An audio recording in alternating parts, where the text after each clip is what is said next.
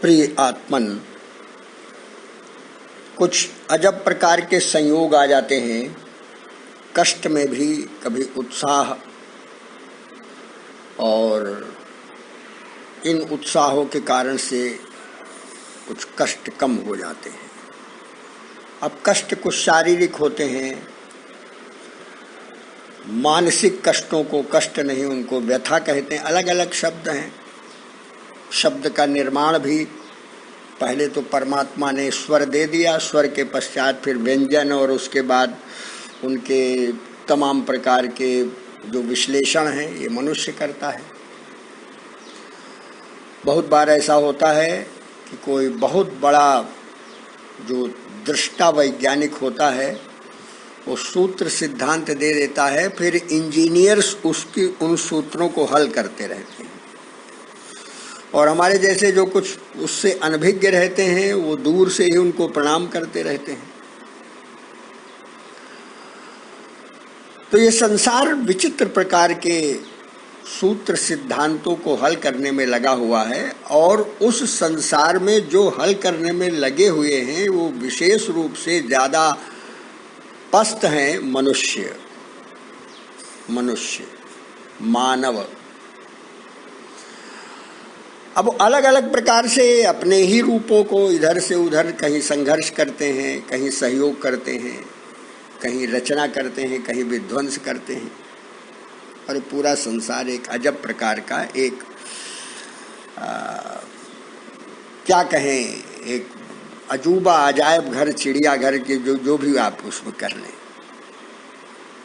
और जो तटस्थ भाव से इस संसार को देखने के अभ्यासी हो जाते हैं, वो इस संसार में रहते हुए भी संसार की पीड़ाओं से स्वयं ही अपने को मुक्त कर लिया करते हैं। उनको हम लोग कहते हैं जीवन मुक्त।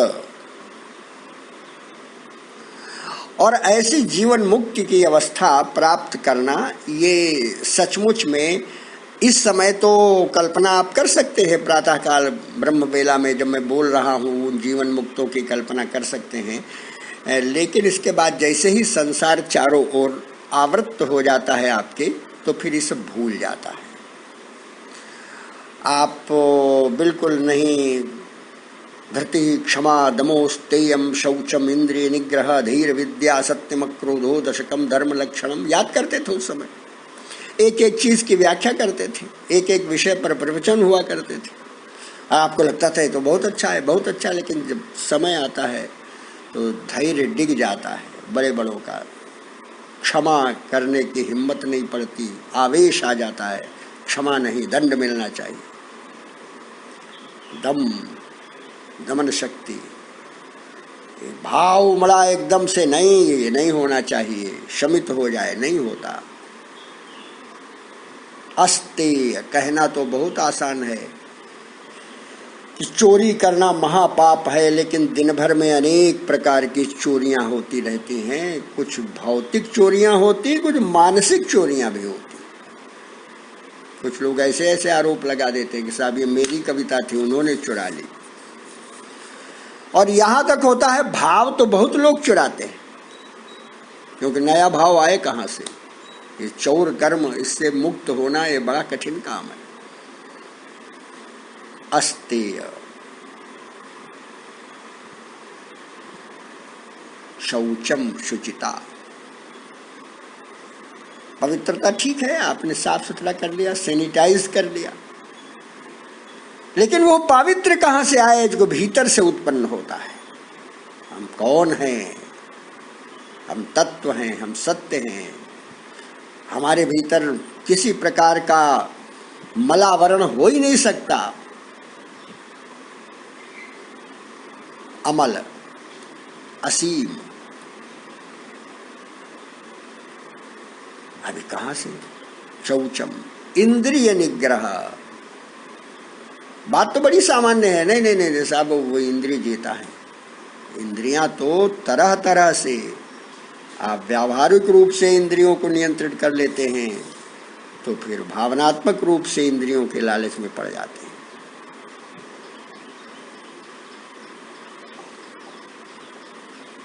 धीर विद्या सत्यम क्रोधो, धी, बुद्धि। और ये कहाँ मन के ऊपर है, मनस्तत्व के ऊपर है। भूमि आपो वनलो वायु खंग मनो बुद्धिरेव च मनो बुद्धिरोच अहंकारिति में भिन्ना प्रकृतिष्ठता। बुद्धि वहां पर है और बुद्धि के फिर विभेद कर दिए गए। अंत में विवेक बुद्धि होती है जो समाधिस्थ अवस्था के समीप पहुंचती है।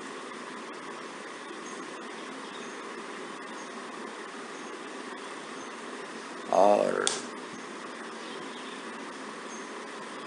क्या कहते हैं, धरती क्षमा दमोस्तियम शौचम इंद्रिय निग्रह धीर विद्या सत्यम क्रोधो। धी विद्या, विद्या ज्ञान, विद धातु उससे विद्या बनी और ज्ञान असीम है। धीर विद्या सत्य, बड़ा गहन है सत्य। सत्यम ब्रह्म। और अक्रोध, आए ही न क्रोध, कहाँ संभव है, लेकिन लक्षण है ये धर्म के। आप कुछ न कुछ प्राप्त करिए, कुछ न कुछ प्राप्त करिए। ये मनुष्य को जीने की शैली बताई जिन्होंने मनुष्यत्व की पहचान कर ली। तो बार बार कल भी टेलीफोन आया, इसके पहले हमारे मनोज जी का आया था, फिर उनका आया श्याम बाबू जी का कि आपका मैं भाषण कराना चाहता हूँ 25 तारीख को। मैंने कहा भाई 27 को तो मुझे आना है, लेकिन उनका आग्रह था और मेरा भी मन था, दोनों बातें। उनका आग्रह था, मेरा भी मन था। दीनदयाल जी से भावनात्मक रूप से संपर्क बना रहता था। हम लोग 25 तारीख को उपवास रहा करते थे। बच्चों से हम कहते थे कि देखो निर्जल उपवास नहीं, कुछ तुम खा लो, सूक्ष्म आहार कर लो। फिर उसके बाद अच्छा मैं भी कुछ इस प्रकार का सांकेतिक करता हूँ, ऐसी व्यवस्था रहती थी। क्यों? क्योंकि दीनदयाल जी के कर्म और व्यवहार, दीनदयाल जी के आचरण, दीनदयाल जी के सिद्धांत, दीनदयाल जी का जो मानवीय स्वरूप था उसके उपासक थे हम लोग। दीनदयाल जी की राष्ट्र भक्ति को अपने भीतर आत्मसात करने के लिए संकल्प सिद्ध थे हम लोग। इसलिए वो करते थे। दीनदयाल जी का 25 तारीख को जन्म दिवस है। हम लोग सुविधा से रविवार को मनाते हैं, 27 को रविवार को वही कार्यक्रम होगा। तो मैंने उनको स्वीकृति दे दी। अब परमात्मा चाहेगा तो मैं पहुंचूंगा, परमात्मा का निर्देश होगा मैं पहुंचूंगा। परमात्मा चाहेगा तो जो वो चाहते हैं मैं बोल दूंगा, और अगर अपयश बदा होगा तो कहीं बेकार इस बूढ़े को बुला के बैठा दिया।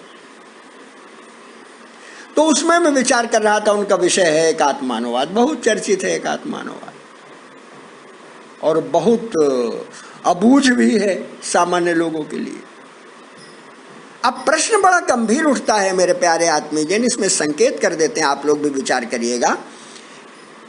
मानववाद, मानव क्या है? पहले आप ये तो विचार करिए कि आखिर मानव है क्या।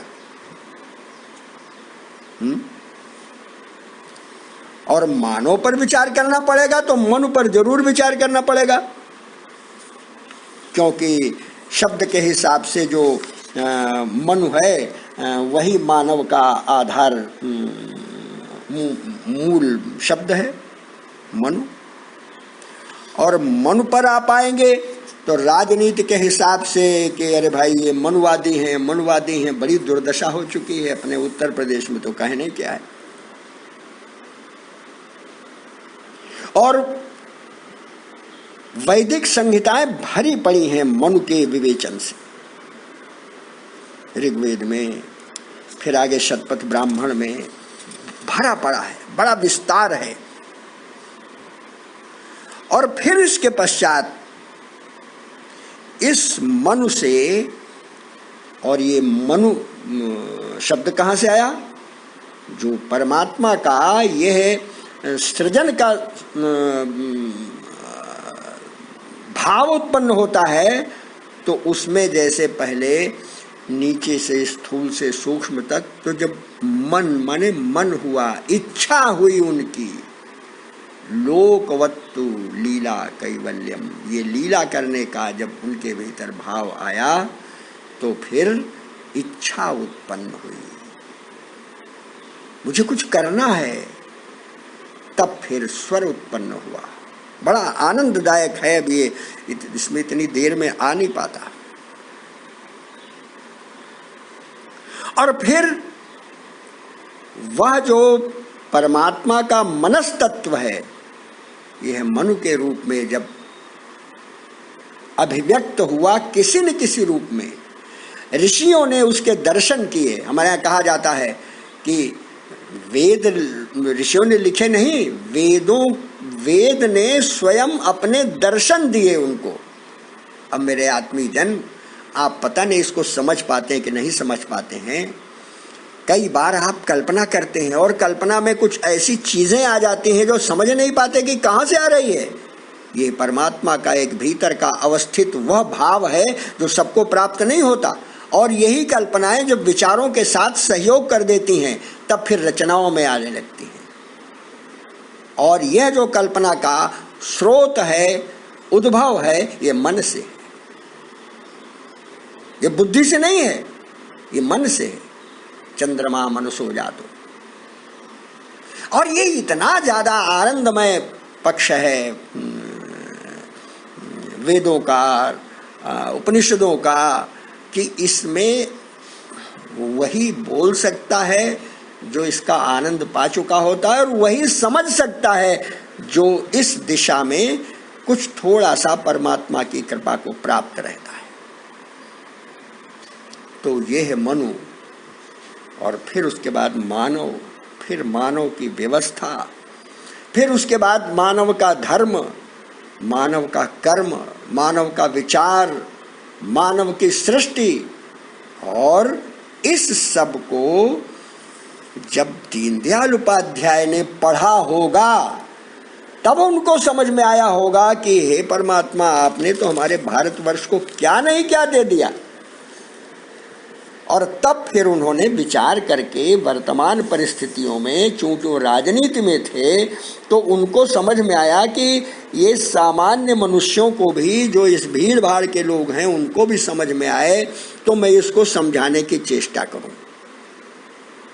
और फिर क्या चेष्टा की उन्होंने कहा कि हम केवल जीव मात्र नहीं हैं, हम केवल रोटी खाकर संतुष्ट होने वाले नहीं हैं, हमारे भीतर तमाम प्रकार के ऐसे तत्व, बड़ी जिज्ञासा है हमारे अंदर। तो फिर हम क्या हैं? तो उन्होंने बता दिया कि व्यष्टि है, फिर समष्टि है, फिर परमेष्टि है। सामान्य अरे शब्दावली तो जैसे आप विज्ञान में तमाम ऐसे शब्द याद करते हैं, फिर उसकी व्याख्या करते हैं, फिर नंबर पा लेते हैं, ऐसे ही भाषणों में नंबर पाने के लिए तो कलाबाजी होती रहती है।